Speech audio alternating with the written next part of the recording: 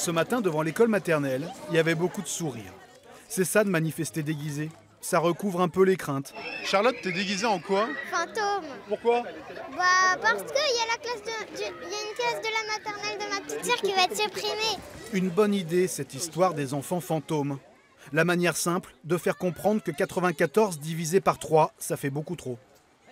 Les enfants ne peuvent pas rester à 32 et 31 par classe. Et les enfants avec une dérogation ne sont pas des fantômes.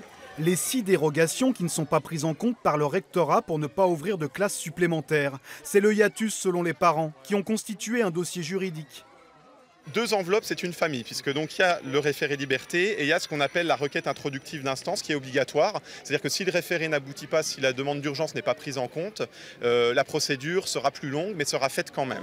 Les parents de Roche-les-Beaupré se sont découverts de nouveaux alliés, ceux de l'école primaire Rivotte à Besançon. 138 élèves dans 5 classes, et là aussi 8 dérogations pas prises en compte dans le calcul du rectorat.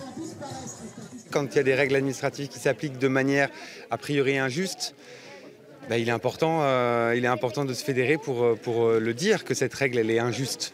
Le petit défilé coloré et un peu bruyant s'en est ensuite allé au tribunal administratif. Au milieu du cortège, les maires de Chalaise et de Roche-les-Beaupré. On se doit de garder nos classes, on fait le nécessaire pour garder notre effectif d'élèves de façon à rendre notre commune toujours plus attractive. Le tribunal administratif va désormais étudier les demandes en référé des parents des petits fantômes. La suite de la contestation est désormais suspendue à la décision de la justice.